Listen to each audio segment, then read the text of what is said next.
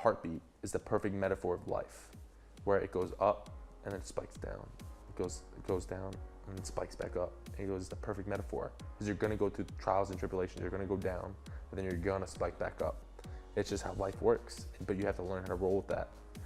I'm not anywhere near I want to be, but I think that's what also makes me strive for the success that I want to become. Dreams don't define who you are. It kind of pushes you in the direction of who you want to become. A lot of people say, oh, I want to do this, I want to do that, but they just want it because other people have it. You have to understand what makes you click, what you want out of life. And once you understand that, that's when you're able to step it down and make it more minuscule and understand, all right, I gotta do this today to get to there tomorrow, and then the next day. People complain about having 24 hours a day. It's not enough time in a day. Bull crap. That's a lot of time. But it's what you do in between those times where you have free that makes a difference of if you had a lot of time in your day or not. Understand the deepness of within you and why you want to do what you want to do with your life. And if you can get to that, it's so simple to set up a plan to figure out how you're going to get there. And once I realized that, life has been so consistent and so easy.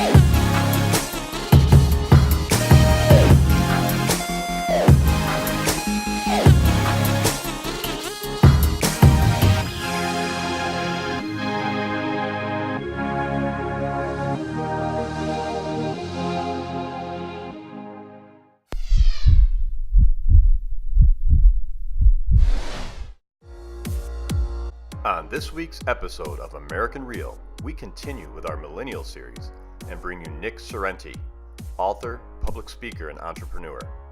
I continue to be impressed by this generation connecting with American Real, and people such as Nick Sorrenti provide tremendous confidence for our future. Nick's captivating personality will draw you in when he talks about the importance of knowing your why, his vision board, and his incredible story of when as a child he begged his mother to stay home the morning of 9/11, where she had an interview at the World Trade Center. Nick's toughness on the football field has carried over into his personal and professional life, where he is motivating those around him, especially high school students, where he wants to have the biggest impact.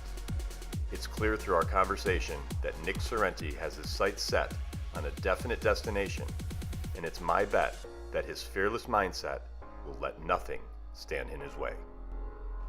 And speaking of a fearless mindset, we have started a 21-day challenge through our free private Facebook group, American Real Live Tribe 21. Your challenge is to post a live 60-second video each day for 21 straight days. If you're looking to build confidence, leadership, and grow your network in a safe environment, then this just may be a perfect group for you. Click on the link below to join this week's guest, Nick Sorrenti, and I on this incredible journey. And now, without further ado, I bring to you Mr. Nick Sorrenti. Nick, it's my pleasure to have you on the show. Thank you for having me. It's a great opportunity. And look, we've kicked off this Millennial series here at American Real, and you're 22 years old. You're already a published author. You're speaking and earning money as a public speaker, talking at schools. I commend you for your doing so much at a young age. Thank you. Thank you. It's been a great opportunity so far. I didn't really expect to go down this road. You know, the world works in mysterious ways, but I feel like everything has worked out from high school to college to now to get myself into the right direction that, you know, God has led me to, and I'm really appreciative of it, and I'm just trying to take advantage of all opportunities that has been brought my way. That's great. And you strike me as a guy who, whatever you set your mind to, you're going to achieve. Absolutely. Do I have that right? On point.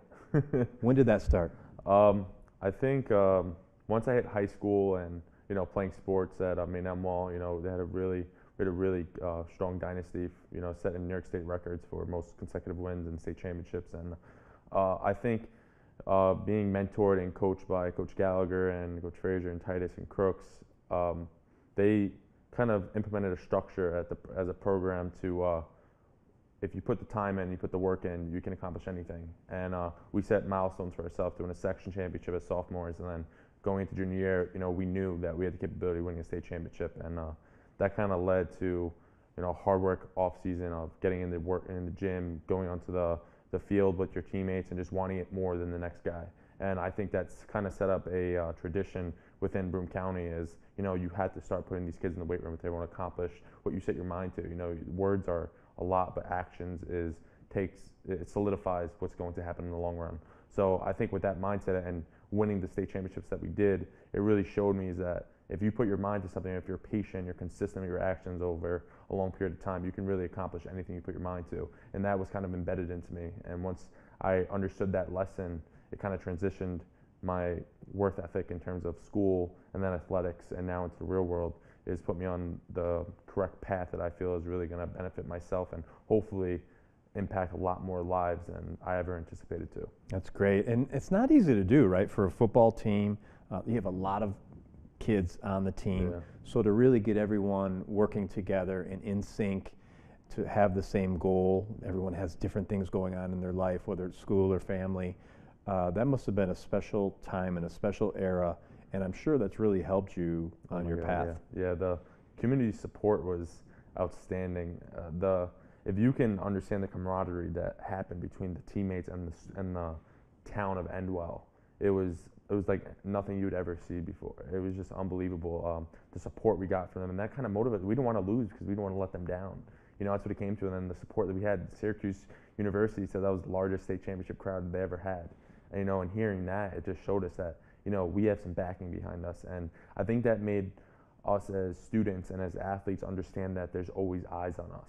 So yeah, on the field is important, but what you do off the field and how you lead by example is what really matters, because there's eyes everywhere. Yeah. It's a small area, so you have to present yourself in a professional way as a student, as an athlete at all times to really symbolize what Maynard is as a community and who you are as an athlete or person. And something must be in the water there, because a couple of years ago, the Little League team won the World Championship, right, Endwell, and again put the name on the map. Yeah. And it seems like the parents and the coaches really take sports serious, right? Oh, the one thing is pride. We take pride in what we develop as a tradition. I think from the youth now, it's wild now that I coach for Maynard on the side. I see all these football players that are going to college to play next year, and they were my water boys for my junior and senior season. So it was wild to see that, the impact that you visualize as a young child, it impacts you, whether you realize it or not. And I'll share a story later on in this about how being a smaller person or just a child in today's world, the things you envision and the things you see every day can really brainwash you into who you're going to become in the long run and what you envision for yourself. So I think what those students saw from us is what really has directed the youth into being, World Series champions. That's not national, that's international, that's worldwide. So I think that's an incredible accomplishment, and that didn't start from nowhere. It didn't just happen overnight. That started from a system that they believed in. They blood, sweat, everything into it, and that's why they can call themselves World Series champions, and that's why Maynard has been known as a successful academic and athletic program. That's great, and I'm sure it was wonderful to be part of those years. So let's talk about family. How important is family to you?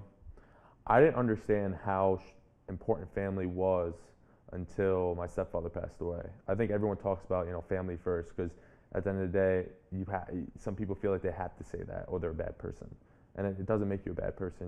Whatever's important to you, you have to believe in it and you have to be real.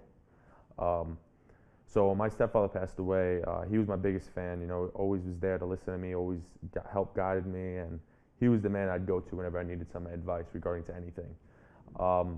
January of last year, January 20th, I get a phone call. I'm in college. Get a phone call in the morning. My mom's screaming, crying. He's gone, and I didn't understand what was happening. And her friend called me back, and she said, "Guy's gone. His name is Gaetano." And in that moment, I was the only person that I felt had to be there for my mom. It was just there. It just came within me. I was like, I need to go. I had boxers on, put a hoodie on, left, just going, you know, as fast as I could back to Manemo. And it didn't hit me that he was gone until I walked into the house and my mom was outside because I didn't want her to see anything. And I walk up the steps, and I see the police officers, and I go into my mom's room, and I just see him covered. And it was something I can't describe. It was a feeling of, I don't know, I can't even put it into words, but it was something that I feel is necessary for you to grow in today's world. You need those life lessons to make you understand and appreciate things such as family and the true meaning of what family is. My family would always say blood's thicker than water. You know, friends are friends. You know, they turn into, you call them family, you love them. But when you lose a family member and you lose someone so significant as someone that has helped you grow into the person you are today, and someone that has supported you through everything, you kind of take on that role of, now I'm the support system. Now it's my turn to take care of my family. Now it's not my turn to take care of my brother, my sister, and my mother. And I was the youngest child, but that was an enrollment that I took on myself. And when he passed, it made me understand that I had to put my life kind of on pause for a little bit. I had to put my mom first because she was alone.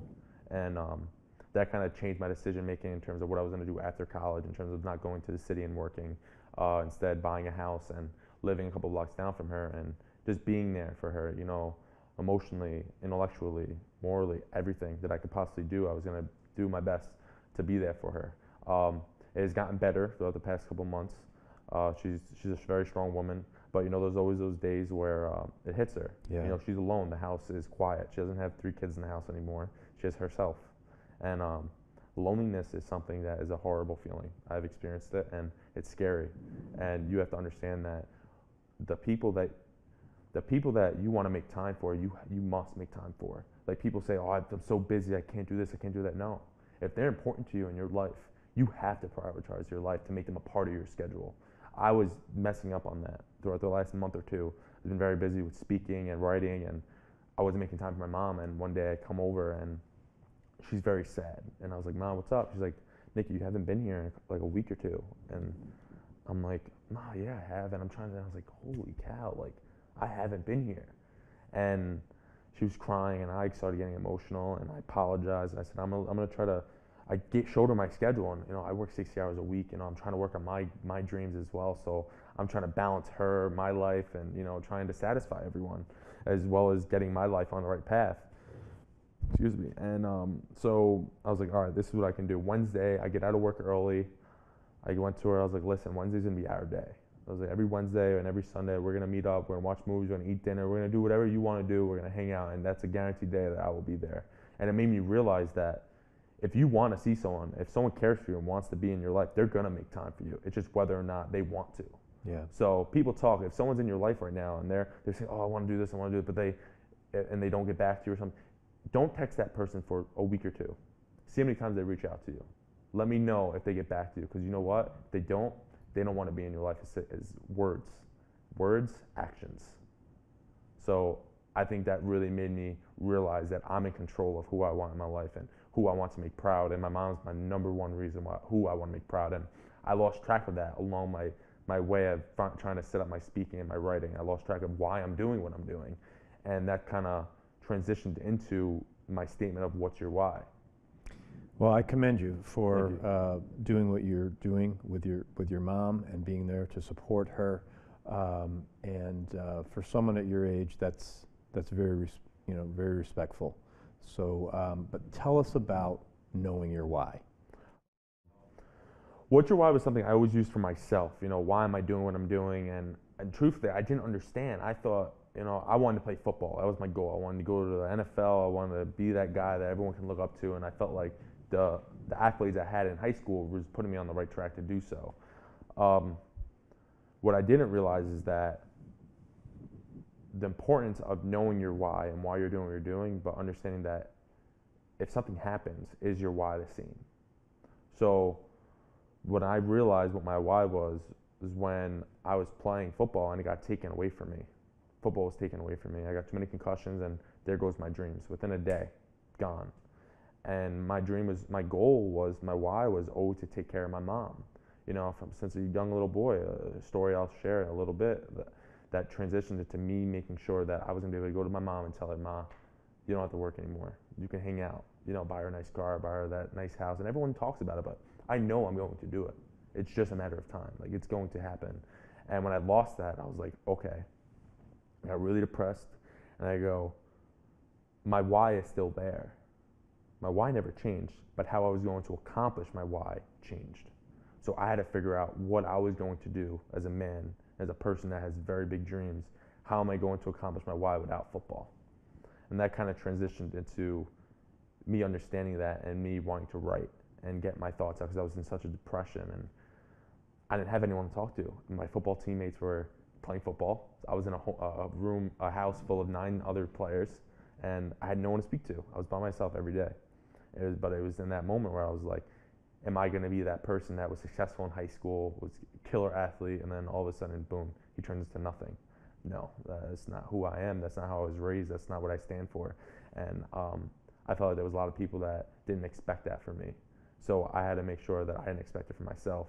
So I kind of transitioned into understanding my why and why I'm doing what I'm doing. So I feel like right now I'm in prime spot for accomplishing what I want to do. Powerful. Can you share that story? When I was originally, I moved up here from Brooklyn, New York. But before I moved from Brooklyn, I was about 6 years old. It was 2001, and it was 9/11. And that morning, before everyone knew what 9/11 was, I was sick. I woke up that morning. It was more so in the beginning where I didn't feel great. I just didn't want to go to school. So we had a little radiator on the wall, and I do the old trick of putting your head on the radiator, and it got warm, and I called my mom in. I was like, Mom, I'm not feeling good. And comes, feels my forehead, and she goes, oh my God, you're heating up. She's like, stay home, relax. So she left.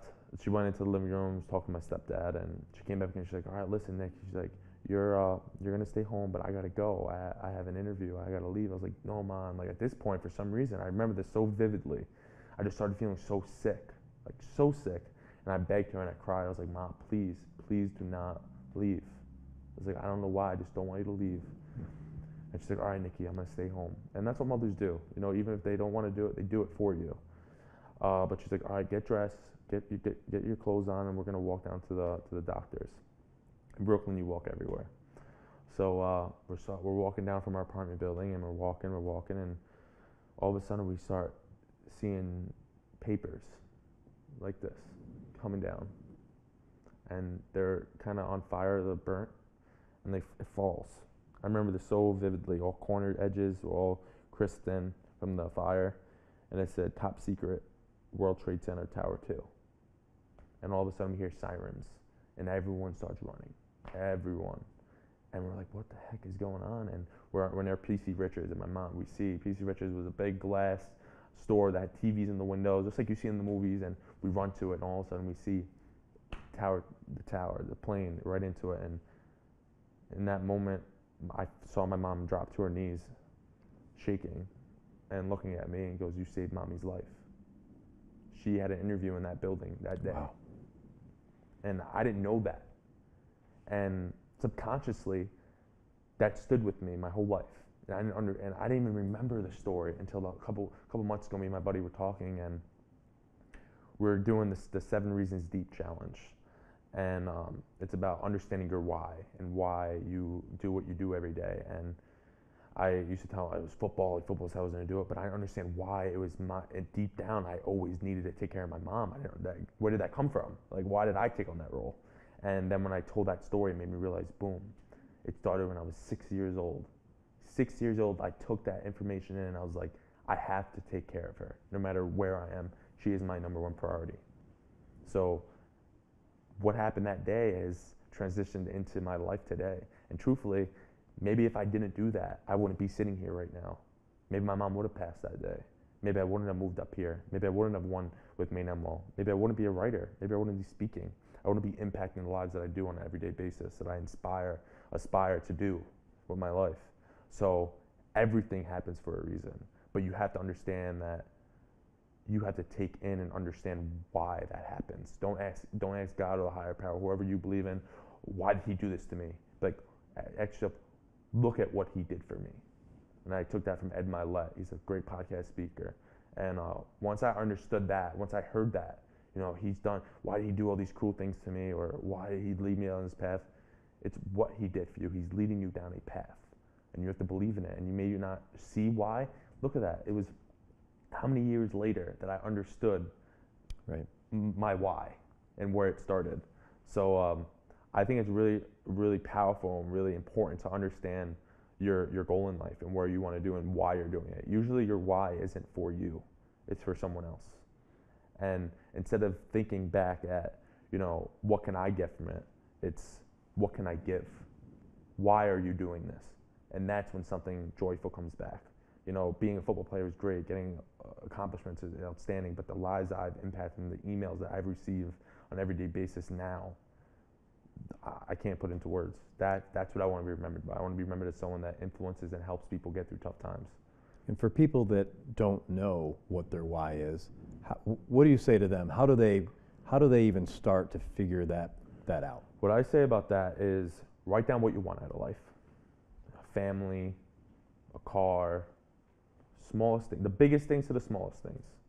And understand that there's a reason why you want all of those things. And it's up to you on figuring out why you want them. It's either you didn't have them, or you think that's going to create happiness for yourself. But at the end of the day, it started when you were young. The reason why you want those things is something you've seen, you've viewed, you've experienced from a young age. You have to go 7 reasons deep. Ask yourself, do a study with your friends, with your buddies. Be like, every time you answer, I want this because my mom. Why do you want that? Because of your mom. Because she makes me happy, I want to make her proud. Why do you want to make her proud? Why does she make you happy?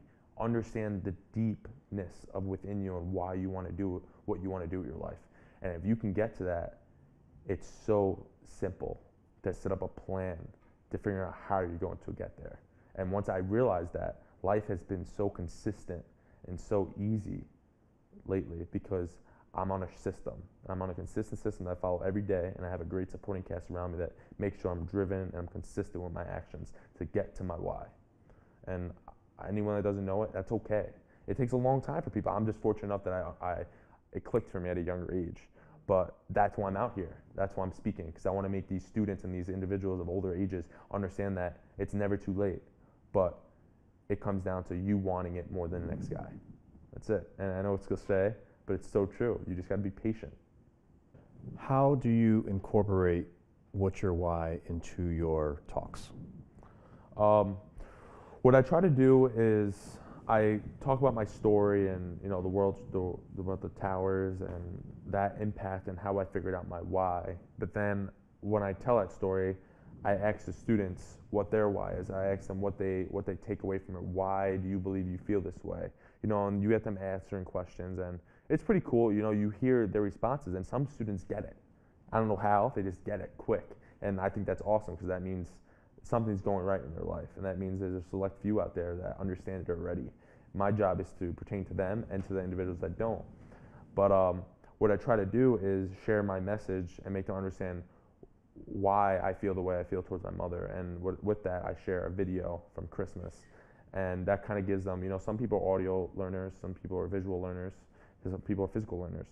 But the visual, I feel like, is so important for someone to comprehend what he means by, you can tell someone how much you love someone, but when you show them, that's a whole different catcher. When you add some emotion behind it, that's when it's really going to solidify and stick with your audience. And that's kind of what I try to do. I try to keep them engaged with, activities they do throughout the presentation and more visual images of something they can process. Because in today's world, this social media, you have literally 0.2 seconds to keep someone's attention. So I have to keep them engaged the whole time. So I do that by adding some visuals and adding some PowerPoints and really making them relate to what I'm saying. You talked about your buddies. Having a good support system is crucial today, especially for young kids. Absolutely. Have you tried to elevate your peer group, surround yourself with like-minded people? Is that something that that's important to you? I can't even explain how important it is to surround yourself with the people that you want to become, or people that have the same viewpoint as you with life. Being in college, you see a whole different diversity of people, what they want out of life, what they don't want out of life, and that's life. You're gonna meet the kids that parents have a lot of money, they buy drinks all night with their parents' cash, and that's cool. It's college, that's life. I understand that. But then there's also those people that are sitting there watching that happen and saying, wow, like this is life. Like that person has that and I don't. And every time, I'm not kidding, every time I was out, I would think about, I was like, I can be doing something so much more productive right now in my life to get to that for my kids. Not saying I want my kids to do that, but giving them that option. So I was blessed to have some really great friends throughout high school and college. But now I hang around with a select few, and I have roommates, I have other friends, and I have about 5 or 6 of them that really believe in what they're doing in life, and they're all entrepreneurs. Some kids are going to PT school that I love, they're my boys, and there's other kids that are, staying home, taking care of what they believe in, what they want to do. Their entrepreneurship is coming out. Kids that own clothing lines, my buddy Ronnie and Connor Coleman, they just released their flea market clothing, and I got Lawrence Gulliver, he's doing East End Threads. He just went to the New York City Fashion Show. These are kids my age, kids that I'm surrounding myself with. My buddy said something funny the other day. He's like, we're working on a Friday night, get together. We work on social media marketing every Friday. And he goes, what I thought about the other day? I was like, what's up? He goes, I can't wait till we're all very established, really successful, and people come up to me and they go, how did you become so successful? How did you do this? He's like, well, Connor Coleman, he's my brother. He helped me establish that. And he's like, oh, that speaker, Nick Sorrenti, the motivational speaker? Yeah, he lived with me. And I was like, holy crap. Like, this is real. Like, it's who you surround yourself. Who you want to become is who you surround yourself with. Not to disregard or disrespect anyone, but that's why you see skaters hang out with skaters, or potheads hang out with potheads, and businessmen hang out with businessmen, businesswomen hang out with businesswomen. It's literally who you want to be is who you, even if you're not a stoner or a pothead or a skater, if you hang out with that group, you're going to be viewed as that. It's just how reverse psychology works. It's just how it works. So who you surround yourself and who you want to become is absolutely correlated. They're so connected. And you have to understand that. I did a practice the other day on social media where I told my friends, I was like, listen, after this video, go onto your phone and look at your messages or your Snapchat and see who the last 5 people you talk to. Do those 5 people want the same things out of life that you want? Do they have the same goals? Do they have the same aspirations as you? If they don't, drop them. I know that sounds cruel, but if someone isn't uplifting you, isn't putting you in the right direction, you don't need them in your life. All this stuff you see on social media every day, following all these models, all these professional athletes, if that is something that you don't want out of life, don't follow it. Because people talk about a vision board. I have a vision board. I have family, I have a nice car, and I have a house, a beautiful home. That's something I want, so I see it every day. Now, on social media, we spend half our day on social media, scrolling through Facebook, Instagram, all that. And we see all these things like people getting punched in the face, students eating Tide Pods. How is that bettering you? But that's something your brain is processing on an everyday basis. That's all you think about. It consumes you. Now tell me this. If you follow the 3 main things you want out of life, the house, the family, the cars, every day, that gets embedded within your brain. That's what I want to see, because that's what I envision for myself. So that's the stuff I'm going to fuel myself with every day. And I'm going to get there, because it's a vision. And when you envision something and you set up an everyday process to do it, it's unbelievable. Lewis Howes, the author of School of Greatness, Now Masking Masculinity, he talks about setting up a schedule for yourself as if it was a sports schedule. When you come into preseason, you get this, like we're doing this from 8 a.m. to 10 p.m. to 10 a.m. to 11 a.m. to 11:15.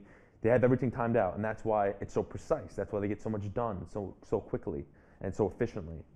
He goes, imagine if you followed something like that for 6 months out of your life, from 8 to 5, from your work day or after work. You had every minute timed out. People complain about having 24 hours a day. It's not enough time in a day. Bull crap. That's a lot of time.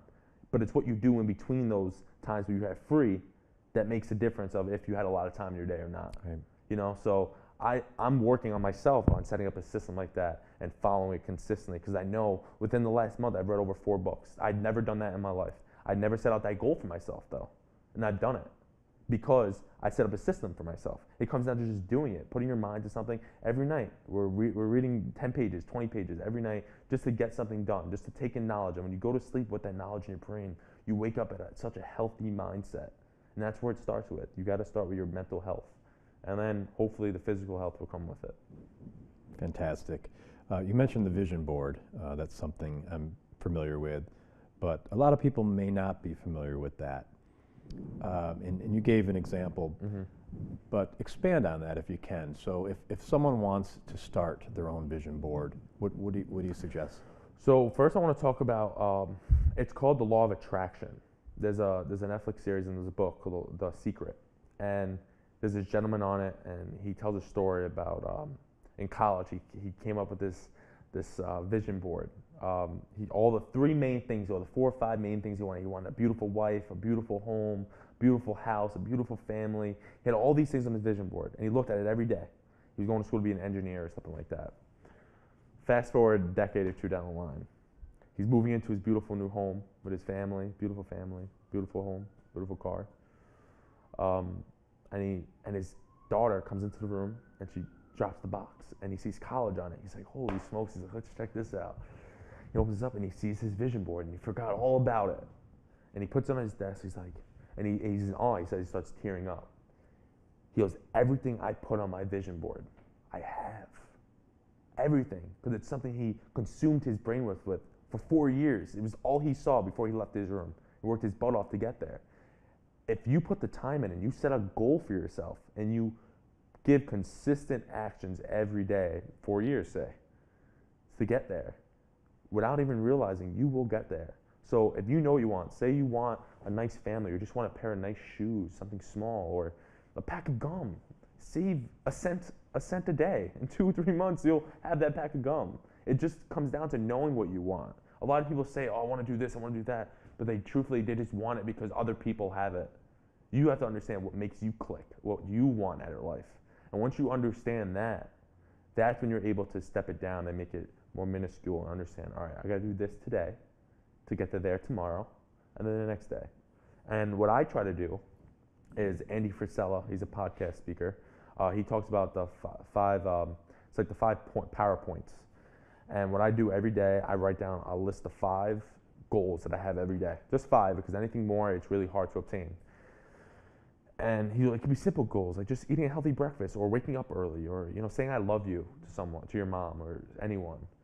And he goes, every day write those out, and at the end of each day, check it off. Write the date on it, and if you get all 5, you mark it as a win. If you get 4 to 5, this isn't an average game, mark it as a loss. It's a loss. You start getting more wins than losses throughout your weeks. They turn into wins of months, and then months of years, and then years of life. That's when you successfully accomplish a good life, because you're adding the wins throughout your entire life, and you're being productive. You're getting one step closer to your vision board. And that's what I think. It's a science. It literally just comes down to making it so much smaller. Instead of thinking so big, make it so small. Yeah. And take it one day at a time. You mentioned The Secret, and I've watched that. There's also, back in the 1960s, Earl Nightingale came out with this record at the time called The Strangest Secret. And it was very similar, and the whole premise was that we become what we think about. Absolutely. So the same thing, you write down what you want to become, what you want to accomplish. And day after day, as long as you continue to strive and make small strides toward those goals, it turns into something much larger. So absolutely. I commend you. I'm impressed that, and that's why I'm bringing young people onto the show, because you are going to teach people my age and older how to do things maybe a little bit different, how to succeed, how not to be afraid to go after your goals and achieve them, because people get stuck in a rut, you know, and sometimes they don't know how to get out. I think something you and I have previously spoken a little bit about is the difference between millennials and, you know, next generation and vice versa. And I think it's unbelievable how they're so similar but so different. But there's also things that we can each benefit from each other. And I think something that the older generation has is perseverance. They have work ethic. They understand that, listen, if this way doesn't work, I have to find another way. I have to get the job done. They're not going to quit when it gets tough. Something with my generation and the younger generation is when they're tired, when they're not the best, when they don't get it the first time, they quit, because it's not that instant gratification. We have so much throughout the whole day on social media. If you like something, you just like it. If you want to say something or slide in someone's DM, you just slide in, you just write. You hide behind something and you get an instant gratification. Now, in today's world, that's not how life works. That's never been how life works. But because of what we're consuming on an everyday basis, when we don't succeed instantly, we quit. And I think that's the biggest thing that we can learn from each other, is that millennials, we're very innovative. Technologically, mindset, we're all about entrepreneurship and finding the next best way, quickest way. So I think if we can combine the two and help each other in terms of making, you know, the older generation the millennials understand that, listen, it's gonna take time, it's gonna be patient, but with your mindset and your integrity, I think you can accomplish, you can change the world. You know what I mean? That's kind of what led me into my next book that I'm writing. Tell us about it. Well, the life was something I thought about writing about. The title is Learn It From Experience as an acronym, life. But then the more I thought about it, I thought, you know, people are gonna say, what does a 22-year-old know about life? And I understood that, you know, but I truthfully also believe that it's not about your age that dictates whether or not you know a lot. You know, I think it's about experiences. I think you can have a 40-year-old man that acts like a 15-year-old kid. And that's just because he's gone through all these experiences, but he's never learned from those experiences. So he has a mindset of a 15-year-old. Myself, I'm 22, but I feel like I have a mindset way older than myself. And that's why I consider myself an old soul, as corny as that sounds. But so I was like, you know what? Instead of having to explain that every time someone picks up my book and then putting it down because I'm 22 years old, I was like, what's a title that I can create that will be intriguing and impact the target market of millennials that I want to target? And I put this whole social media poll up, and I got a lot of help from people, and that's what we have to utilize our surroundings. So I have a good following on social media, and I utilize that. And we came up with the final cover. As of right now, I'm thinking we're gonna make the title is Hate Me Now, Love Me Later, How to Be a More Productive Millennial, or 11 Ways to Be a More Productive Millennial. So I implemented my 11 ways that I have become a more successful person in terms of, you know, creating an IRA, a mutual fund for myself, balancing my finances, creating networking, buying a house, buying a car, and how I've accomplished those things with being just 22 years old. And by doing that, the reason why I said hate me now, love me later, is because right now, you know, the old generation looks upon the millennials saying they're gonna kill our world, they're gonna ruin us, they're gonna put a bad name on us. And that's understandable, but what they also have to understand is that millennials have created more technological advancements within the last 10, 20 years than any generation in history. So I think we offer something unique, as do you guys. But I've also realized that people do not applaud you or appreciate what you do until you can benefit them. And that's kind of what I based my title off of. They're gonna hate us now because we're not offering them anything. But if you can if you can implement these 11 successful habits in your life, you can become a more productive millennial, which will transition into a more successful world. So they're gonna hate us now, but they're gonna love us later because we're gonna save the planet. We're gonna save the world. We're gonna make that next step in history. I have a funny story about the whole, you know, people will not appreciate what you're doing until you can benefit them. There was this person, an insurance guy that I work with, great people. Some individual walked in and he was talking to me and he goes, "What do you do for a living?" And I said, I'm a barber right now. It's something I had to do because of the loss of my father, and it would put food on my table and provide me and my family what we needed. And so I can't lie to you. He goes, "Oh," and he walks away. He says, "Oh," and walks away. And at that moment, I kind of got a little upset because he doesn't know my financial situation or why I'm doing what I'm doing with life. And that's why you can't judge people based off, you know, the first reaction. Or if you love what you're doing. Exactly, if you love what you're doing. So before I left, he was walking out with me, and he goes, "Well, where do you work?" And I go, "Rico's Barbershop in Endicott, right next to Joey's Pizzeria." And he goes, "Oh, okay." So I gave him a card. I said, "Come see me sometime." This is the person that said, "Oh," and walked away. A week later, look who walks in. The guy that said, "Oh." He comes in, "How you doing? So and so." He's this nice place. I give him a haircut. About a half hour later, I turn him around.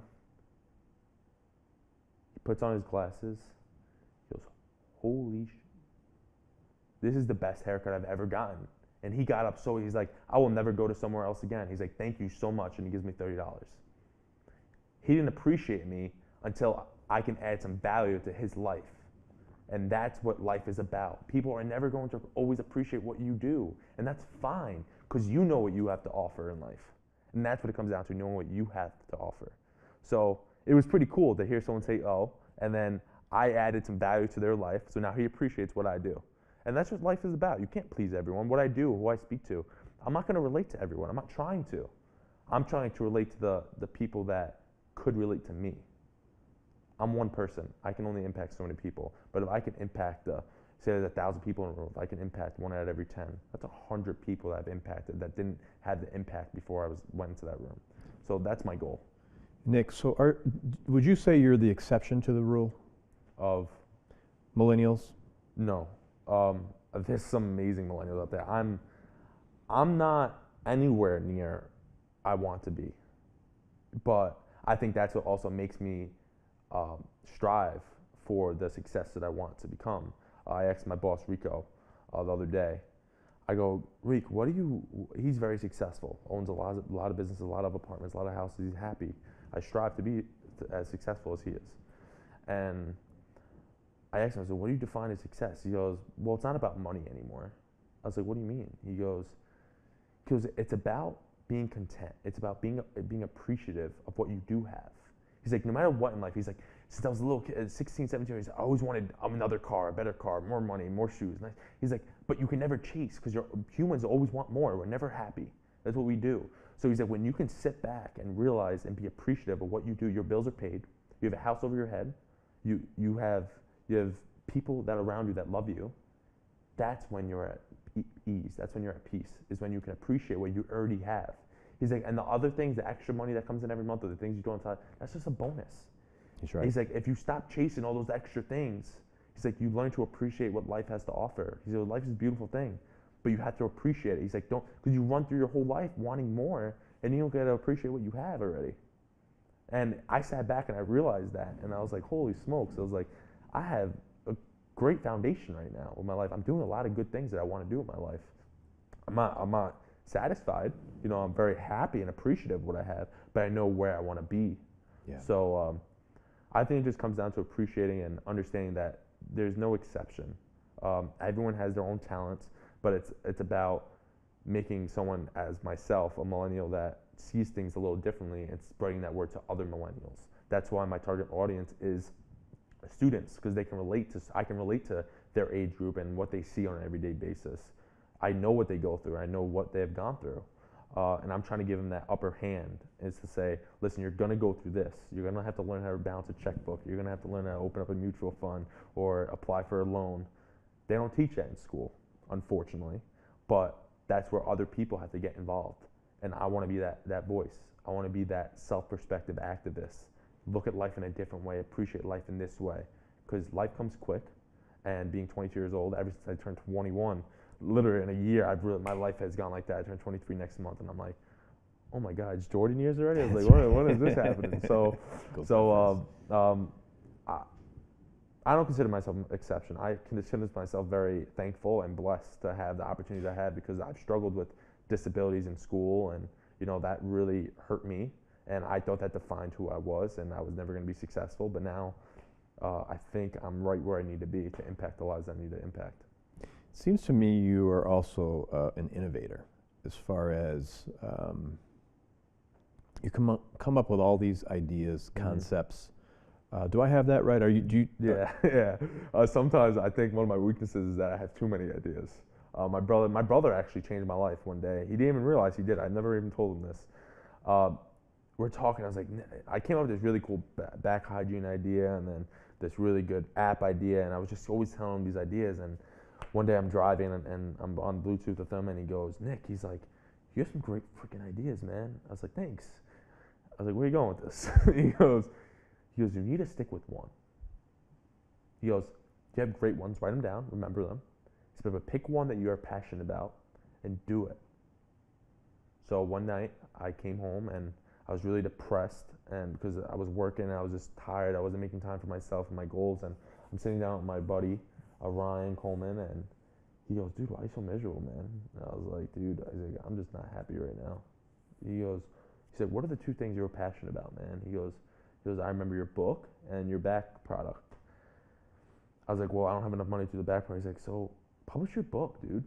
And then I remember what my brother said. He's like, pick one thing that you love and take it and just stick with it. I can't make this up. Literally the next day, I'm in the barbershop, cutting hair, and I call it to Rico. I'm like, Rick, I think I'm gonna publish my book. I gotta find a publishing company. The guy that he's cutting goes, hey, he said, my buddy just published a really good book. Worked at this excellent company. He's like, I can send you the information. I'm like, okay. A week later, he sends it to me. I sent my book out to them, the monologue. Literally a week later, he goes, we would love to work with you and publish your book. And that's how it happened. That's how it happened. But because I picked one thing that quick. So let me ask you, is that a coincidence? Or did that happen for a reason? I think everything happens for a reason. Everything. Because I wouldn't be here right now. I wouldn't have been able to use my book as a platform to come and speak to students. And that was something I envisioned. I would ask myself all the time, and while I'm writing my book for 2.5 years, why am I writing a book? Who am I to write a book? I'm a football player. And then I thought of like, here, let me see it. I go, one day, I'm gonna be able to go like this. I wrote that word, I wrote that word, I wrote that. I wrote everything.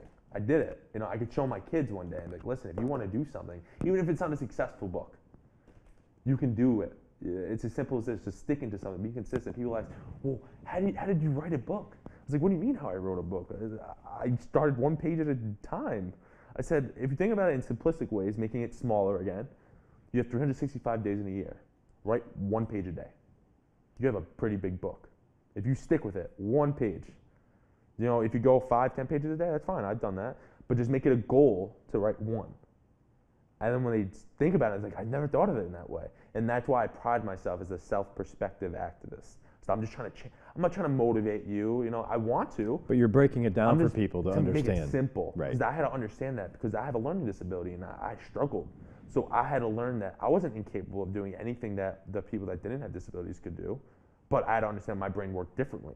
I had to make things more simpler. And once I did that, that's when I skyrocketed. That's when I found that I could do anything.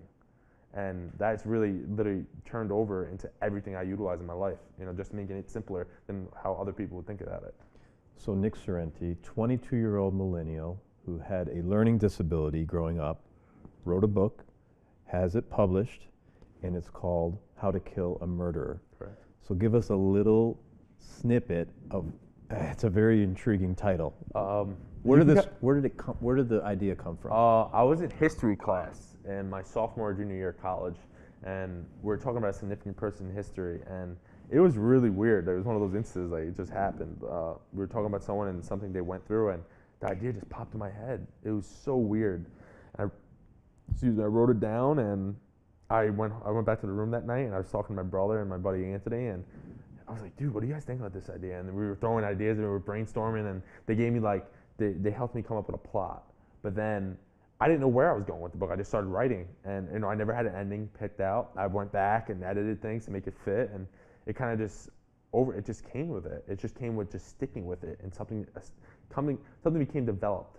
And I think it's so cool now because, you know, I go on Amazon, I go on Barnes & Noble, and I can look for my book, and it's just like, I did that, you know, and people think what a great accomplishment. Yeah, and people say it, you know, people are like, it's a great accomplishment, and like, I think it's cool, but I honestly think anyone can do it. Mm-hmm. You just have to be patient and persistent enough to be consistent with it. That's as simple as that. And to your brother's advice, stick to one thing and get it done and do it right. And then move on. You have a long life. People say life's short, but not if you utilize your time. I spend hours and hours and days on that book. That felt like a very long life. But now I'm 22, and I'm already writing my next one. Let me just say this. You're 22. When I was 22, the last thing I was thinking about was writing a book. I mean, I was an entrepreneur, so I had a clothing line when I was your age, and that was fun. But writing a book, that's different. My question is, do you think technology is changing the generation as far as being able to do more at a younger age? I guess that's what my question is. Absolutely. I had one of my buddies the other day. He was talking to me about, he's like, I have a good amount of followers on Instagram and social media, and he's like, you're not getting as many likes as you usually do. I was like, that's fine. I was like, I'm not trying to connect to everyone. I'm not trying to pertain to everyone. I was like, think about this. I was like, Tony Robbins, Andy Frisella, all these guys, Gary Vaynerchuk, all these motivational speakers, they have millions and millions of followers. And that's great. They established that over time. But if you look on their videos that they post, their motivational videos, they have over 300,000-400,000 views. I said, what I want you to do, bro, I'm talking to him on the phone. I go, I want you to go and tell me how many likes he has. It's like, 30,000. Look how many views he has. Hundreds of thousands. It's not about impacting those hundreds of thousands of the millions of followers. Right. It's about impacting the statistic. Right. The smaller people that really want to value from that. I said, that's what I'm about. He's like, and that's what social media is about. People talk about social media is killing our generation. No, it's just like anything else. If you abuse it, just like any drug, if you abuse it, it's gonna mess you up. But if you utilize it in the right way, they talk about podcasts, people talk about it, especially Andy, he talks about we're at such an advantage now because you can become famous overnight. All these kids are coming out of nowhere. And Justin Bieber was like literally the first guy, the kid that did it, and it blew up after that. So I think if you utilize technology and especially social media in the right way, most definitely makes you so much more professional if you put you lay out like that, but so much more likely to accomplish your fullest potential because it gives you an advantage. People can say, like, as yourself, you can reach out to me and be like, hey, man, I love what you're doing. Come on to my show. Just help people get to where they want to be just because you posted a video or posted a picture. It's incredible. It's literally a website for life. You can put a tag in it, you're connected to, you put #entrepreneur, you're connected to all the entrepreneurs now. Yeah. It's nuts. It's a database. Yeah. But you just have to utilize it in the right way. But if you abuse it, absolutely. It can be a destruction, but it's how you use it. So how can the Generation Xers learn from the millennials? They have to ask. I think we have a lot of pride as humans. We're afraid to, say we don't know as much as that person because he's younger. But no, just things that I know that you don't know and vice versa. There's things you know about business or videoing that I would love to learn about, but I don't know. But I'm not afraid to ask because I'd rather be dumb for 10 seconds to ask a dumb question than be dumb for the rest of my life not knowing that answer. So maybe the Gen Xers have a little bit too much pride. Too much pride. And that's fine because they were raised to figure things out themselves. Mm-hmm. But then when they can't figure it out, they go crazy. You know what I mean? And so I think we can, like I said, we can benefit from each other. I think if you want to learn something, just ask. As simple as that. Don't be afraid to ask a 22-year-old or 19-year-old. There is babies in the barbershop that know more about the devices that they're using than their parents. That's no fault. It's not by accident. It's because that's what they're consuming every day. That's what they're looking at every day. So I think it just comes down to whether or not how bad you want it. If you want to put your pride down and learn, it doesn't matter who you learn from. It's just whether you're learning it or not. Yeah. So I think we can learn a lot from each other, and I think that's why you're doing a great job with speaking out to entrepreneurs. Because I told you the other day, I was like, you're so how old you are, but you're gonna have the knowledge of hundreds of other people, all ages, because you're one person asking all these questions. Yeah. So in 10, 15 years from now, you're going to have so much knowledge obtained throughout your brain. You're going to be able to share it and make other people blossom. Yeah. Well, the feeling's mutual. Thank you. And I couldn't help but think about my son when you talked about the device. He'll be 12 next month. And he was literally in the stroller with the first iPhone. Actually, I think it was an iPod. Yeah. He taught himself to read using that iPod. He began his love for music, with that device. So I think it's incredible. You know, there's definitely a tough balance in how much technology we expose our kids to. But I think the benefits far outweigh the negatives of understanding these devices and utilizing them to our advantage. Absolutely. Like you said, with your son, I think your son's awesome. I never met a kid that is so. He comes to Barnes & Noble with a stack of books this big. I was like, you're 12.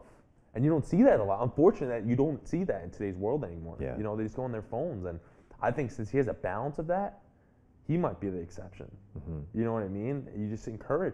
What if your kids, like, I don't have this child yet or anything. I can't wait for that day. You know, but if you have a child that's passionate about something, encourage them, no matter, or her, or whatever they are. You know, because you don't know what they're going to become. You know, but all you can do is give them the love that they want and they need to persevere to any negativity in their life. Because the world's a tough place. Whenever I had a question and my mom knew I was confused about it, she would tell me, and she'd be real with me on stuff. We'd watch The Sopranos sometimes, and there was questions. I was like, Mom, what's this? And she would tell me. Yeah. She's like, because she's like, I'd rather tell you the truth than you hear it from someone else that isn't giving you the truth. Right. So I think blunt honesty is something that we're struggling with in today's world. Mm-hmm. And I talked about it when I spoke to you about your word. Your word is so important. That's all you have in today's world is your word.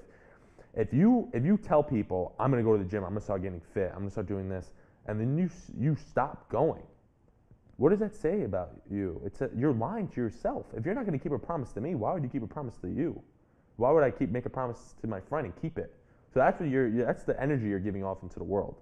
So that's what I'm trying to make people understand. If you're saying you're going to do something, do it. Because that's all you have is your honesty and your word in the world. No, and again, great that you're talking to high school students about that because they may not get that advice at home all the time or definitely not in the classroom. So absolutely. Commend you.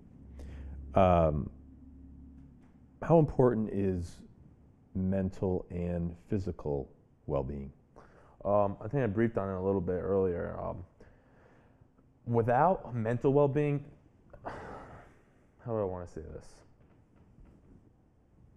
So there was something I went through with in college. Lost football, lost my dad. I was really down on life, and I was trying to get myself back into it. And I was going to my senior year. I was single. I was like, all right, I'm ready to have a good senior year. Let's have some fun. And I met this person, and she literally, I thought she changed my life. I was like, oh, this is it. Like, that's how it's going to be. And all of a sudden, boom, for no reason, absolutely at all, dropped me. It's the first time in my life I ever really experienced like a heartbreak, I guess. And I was in the low. It was the first time in my life where I didn't want to do anything. I didn't want to eat. I lost like 20 pounds. Like, I was just really low in life, and I didn't understand it because I never had that feeling. I never experienced it. So spring break was coming up in like, I don't know, it was like 2 or 3 months. We were all going to Puerto Rico. We already paid for it and everything. And I was like, all right, listen, like, I cannot go to Puerto Rico looking like this. I was like, I got to do something. So I was like, you know what? I'm going to start one goal. One day at a time. I'm going to start eating right. Started doing that. Started getting my physical fitness back into my life. And with my physical fitness, with the body starting to shape the way I wanted to shape, my mental health became so much more clear. I was willing to eat again. I was willing to put effort out there, willing to speak to people again and be who I was. So if your mental health is everything, because if you're not your true self and you're not happy, that's it. People cannot sell you happiness. I heard a quote by this actor, I forgot the name of the actor, but he goes, people can sell you pleasure, but they cannot sell you happiness. Happiness comes from within. Pleasure is something that someone gives you. They just hand you something. Oh, it's good water. Thank you. You know, but happiness has to come from within, and you can't share happiness until you genuinely feel it. So I think your mental health is extremely important, not just for mental wise, but in order for you to get your physical way you want to be, you have to work on your mental health. So they go hand in hand. They go hand in. They have to go together. And someone that has a great mental health, but deep down they go to work. They're working at 9 to 5. They start getting overweight a little bit. In their head, that started depleting their mental health. It does, whether they like it or not. So you have to try to find that balance between mental and physical health, because no matter how healthy your brain is, if your body is not what you're envisioning every day, you're not going to be happy. You have to find that equilibrium between that. So, how important is it to dream? Oh, dreams. I wouldn't be who I am without dreams. Honestly, I've been a dreamer since I was a little kid. Everything I've always wanted to do, I've always dreamed, and everything I put my. The reason why when I lost football, I was so depressed. I was really depressed, is because it was the first time in my life I set a goal out for myself, and I couldn't accomplish it. It was the first time, everything I ever set my mind to. But it was because of an injury. It was correct? because of an injury, Yes. but it was something that I wasn't in control of, and that's what bothers me. That's what bothered me, because I wasn't able to reach my fullest potential. I felt like because I wasn't able to mentally do it or physically. Because if I got another concussion, who knows? I wouldn't have been able to be the dad that I want to be one day or spread my word. So that dreams don't define who you are. It kind of pushes you in the direction of who you want to become. So I knew I always wanted to speak.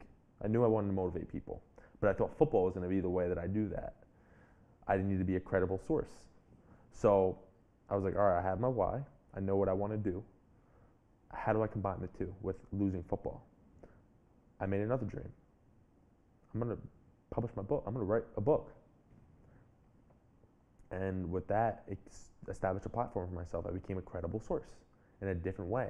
That's why I try to explain on your why. If plan A doesn't work, there's 25, 26 other letters in the alphabet. You got to figure out, is your why that important to you? That's why you have to go 7 reasons deep to continue going even when everything fails.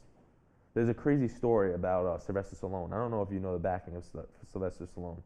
Sylvester Stallone, his first movie was actually a pornography. And a lot of people don't know this. Didn't know that. So he was extremely poor. He had one dog. He lived on the streets. And he had he couldn't feed his dog anymore. So he had to sell his dog for like $200, I think it was he got. With this $200, there was an interview coming up.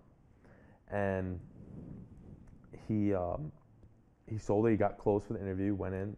They said no. He went back to the streets with nothing else to do. He thought about really ending his life. And he came up with an idea.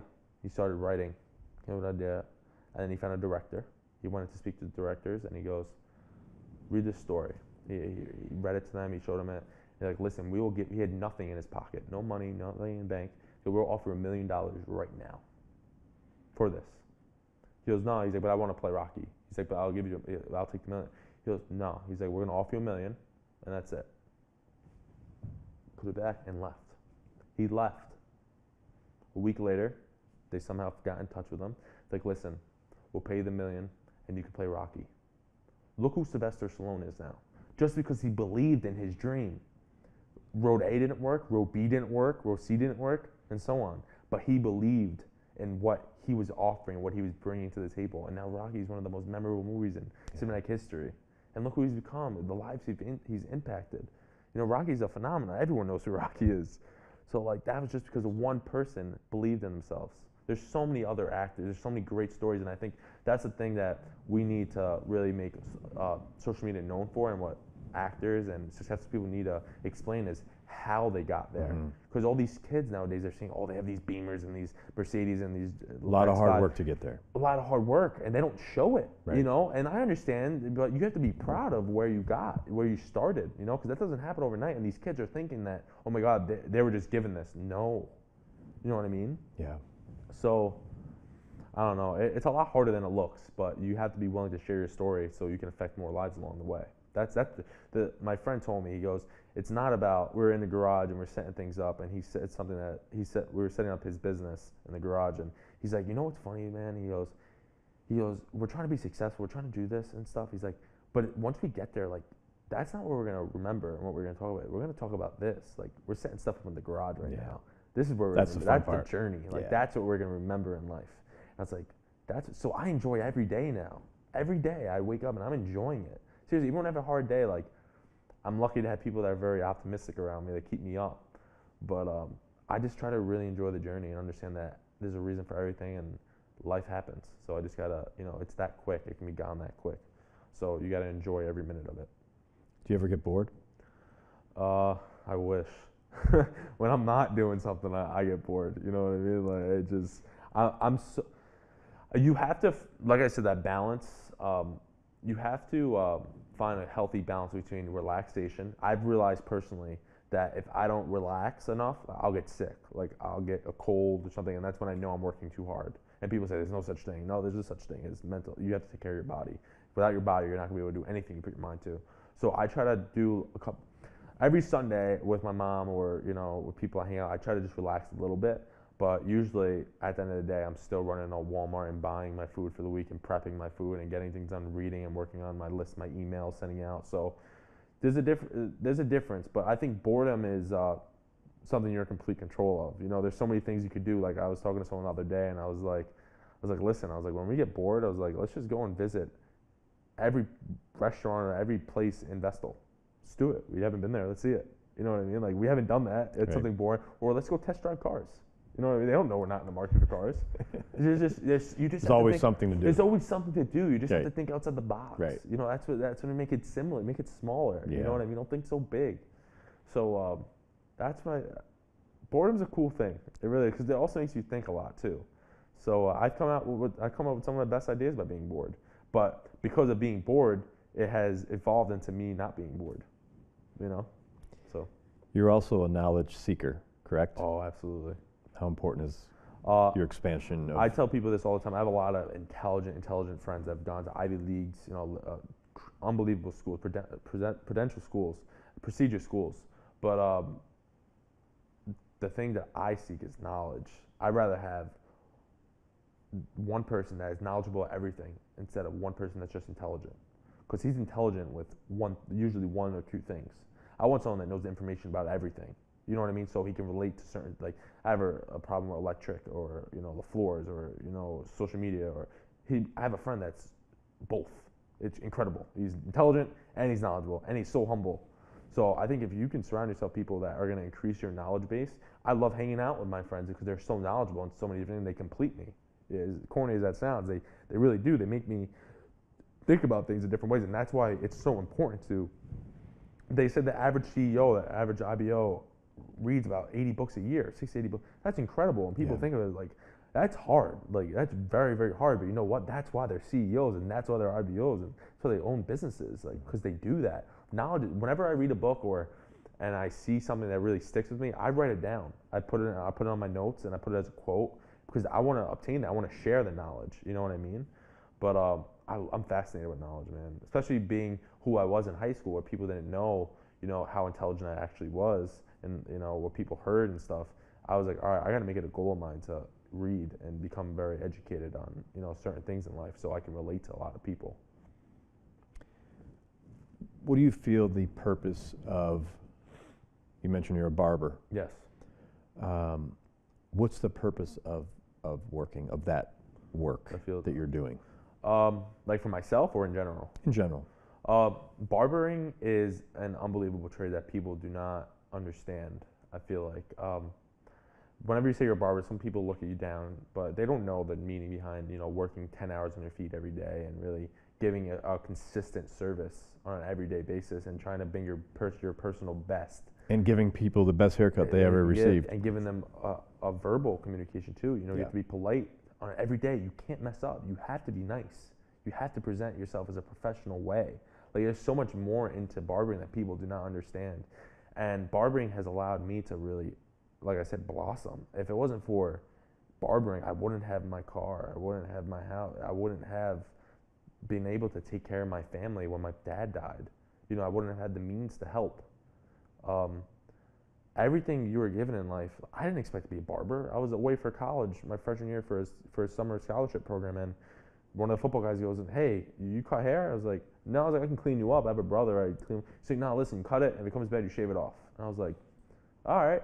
So I did it, and it came out okay. And I went into college the next semester with like 50, 60 kids that wanted haircuts, and that developed into a career now. Like something I'm doing full time, and it's like that's not my end goal. Like I talked to my boss about, like he knows where I want to go with my life, but this is allowing me to get to where I need to be.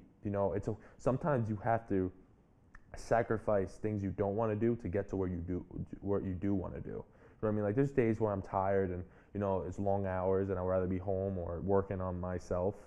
But I also understand that I have to be willing to sacrifice those moments of unhappiness to get to where I need to be in life.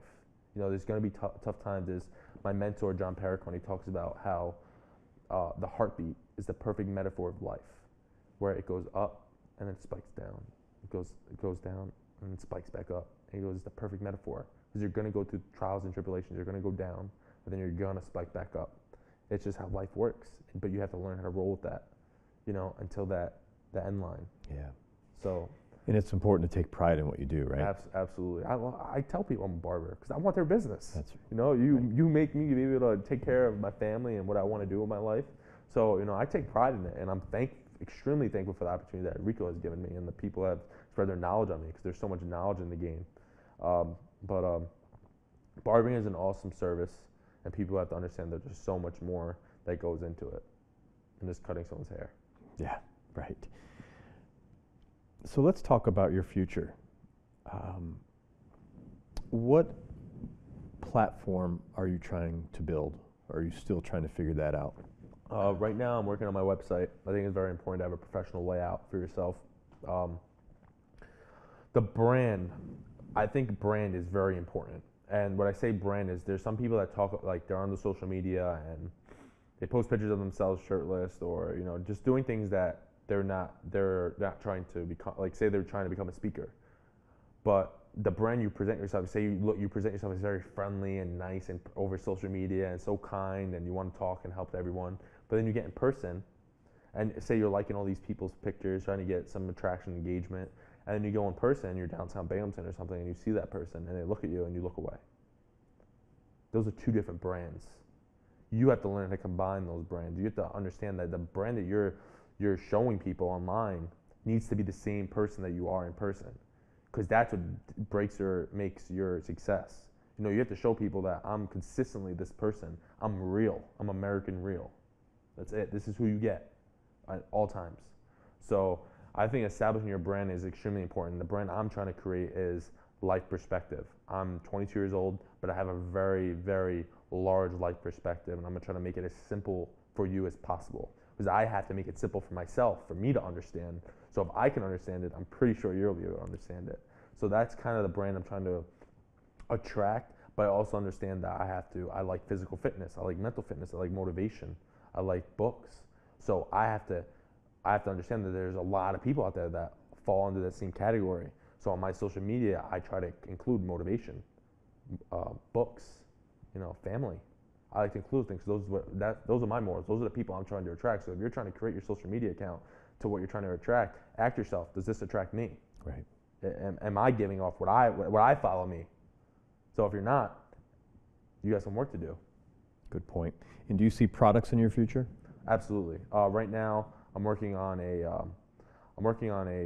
few hat designs, a few clothing designs, and there's a design that I'm working on right now for the phone that I think can be awesome. And a great friend of mine, Anthony Pescatori, gave me a wonderful idea, and I kind of just elaborated on it, expanded a little bit more, and I think this idea is going to be really awesome to everyone, especially the people in the business world and the entrepreneurial world. It's going to be very beneficial for them. So I'm really excited now. I just got to understand that I have to take one day at a time to get there, and I got to find the resources that I need to get there. So like I said, it's not bad to ask for help, but you also have to understand that you have to be willing to invest in yourself, financially, everything, your soul, everything you got. And Ed Mylett talks about depreciation debt and appreciation debt, and he says depreciation debt is like buying a car, it depreciates over time. But appreciation debt is something you buy for yourself that's going to add value, like a laptop or a house. It's going to say you buy $10,000 laptop or a $1,000 laptop that you want to create videos with, or a camera that's $1,500. You're going to make $50,000, $60,000, $70,000 off that camera. That's an appreciation debt. Right. So try to surround yourself with that type of debt instead of understanding like, all right, is this going to lose value over time, or am I going to gain something from it? So that's kind of what I make my financial decisions off of now. Great. How important is it to create? You've made a book. You're talking about some products, your brand. Mm-hmm. How important is it actually putting that into action and creating something physical or digital? I think it comes down to understanding what you're good at. Like there's weaknesses that I have that I understand I'm not as strong as other things, but I think it comes down to like my brother said, sticking to one thing. Like I know I'm good at self-perspective. I know I like to write and tell stories. And I like to change people's lives. Like those are the three things that I feel that I'm good at. I'm a very strong people person, And that's what I'm trying to build my brand around. You know, I'm not trying to. They say all the time. Who said this? I think it was Andy Frisella. He said that no. It was Dean Graziazo, some book. It's called Millionaire Work Habits or something like that. And he talks about how all these teachers and in school they tell you your whole life, you know, oh, you're struggling in history, go get help in history, but you're great at math, so don't worry about it. No, that's not what it should be. If you're good at math, work harder. No, work harder at math, because that's something you're great at. That's a gift. If you're weak at it, you're weak at it. You know, no matter how hard, you can get better, but if you get great at what you're good at, you know what I mean? So I know Such a good point. I'm good at speaking to motivating people, but I want to be great at it. So that's what I'm building my brand around. And that the only way to get great about that is by establishing it. Yeah. You know what I mean? I'm not going to try to do something. I'm not going to try to say, oh, I could detail cars. I can't do that. I'm not a detailer. But I could change your perspective, and I'm going to become great at that. So I think it's knowing when to invest in yourself in one area than to the other. And know that you're not I'm not a clothing designer. I know that, but I have people around me that do. So I'm going to become more knowledgeable. It's going to be a weakness of mine, but I'm going to make it a stronger strength of mine. So that I think awesome. It's good to find that balance and understand who you have around you too is very important in terms of creating your brand, because it's who you surround yourself with. Awesome. Well, Nick, look, this has been a tremendous discussion, a great conversation. I think we're going to be doing some things together in the future. Hope so. And but before I let you go, I always like to ask this question. And for a young man, it might be a little more challenging. But we've talked about legacy today, and you actually mentioned what you want your legacy to stand for. Is that something you think about on a regular basis? And if so, what do you really want to be remembered for?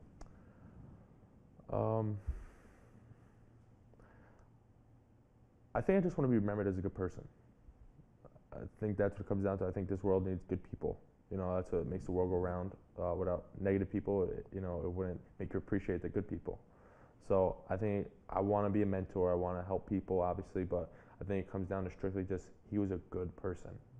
I think that speaks volumes, because it's hard to find a good person in today's world.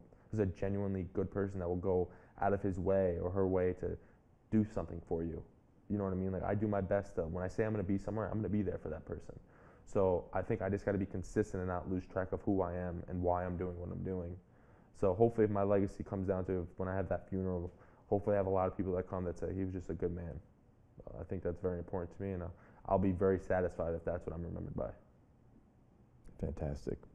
Well, this has been great. Nick, thanks so much for coming on American Real. Thank you for having me. You're now part of the family. Sir. And let's stay in touch. Absolutely. Thank you. Thank you. Appreciate it.